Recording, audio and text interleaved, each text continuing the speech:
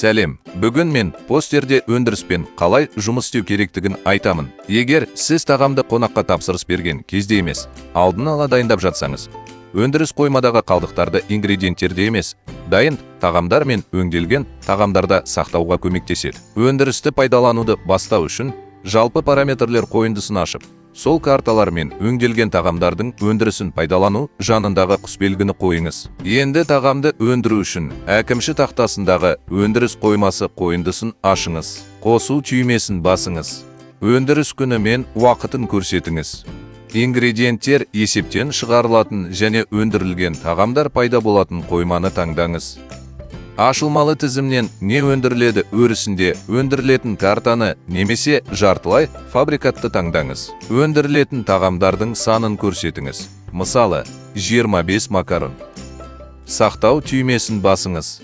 Өндіріс кезінде қоймадан 25 макаронға арналған ингредиенттер: бадам ұны, қант, жұмыртқа, пісте, ақ шоколад және кілегей шығарылды. Енді оның орнына асханадағы қалдықтардан 25 пісте макароны шықты. Қойма қойындысындағы қозғалыс туралы есеп бөлімінде сіз өндірілген тағамдардың саны мен мөлшерін қарайсыз. Ыдыс аяқты жасап, оны терминалда сатқаннан кейін, өндірілген тағамдар әрқашан олардың ингредиенттеріне емес, қоймадан есептен шығарылады. Егер қойма қойындысында өндірілген тағамдардың қалдықтары минус ретінде есептен шығарылса, бұл сіз өндіргеннен көп сатқаныңызды білдіреді. Қоймада жағымсыз қалдықтар қалмас үшін тағамның жаңа партиясын шығарыңыз. Өндірілген тағамдар мен өңделген тағамдардың өзіндік құны олардың өндірілген кездегі қоймадағы ингредиенттерінің құнына негізделеді. Жаңа партияларды өндіру кезінде ол орташа өлшенген өзіндік құн әдісімен қайта есептелетін болады. Қоймадағы азық-түліктің жалпы құнын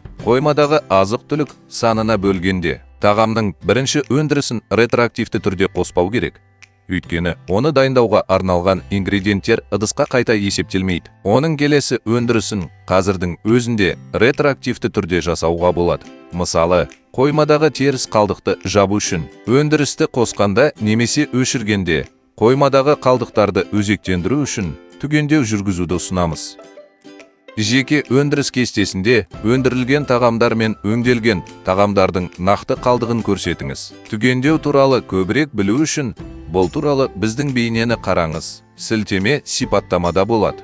Белгілі бір тағамның немесе ыңғайлы тағамның өндірісін өшіру үшін оны техникалық карталар немесе ыңғайлы тағамдар мәзір қойындысынан тауып, 3 нүктені басып, өндірісті өшіру опциясын таңдаңыз. Егер өндіріс тоқтатылса, дайын тағамның қалдықтары қоймадан жоғалады.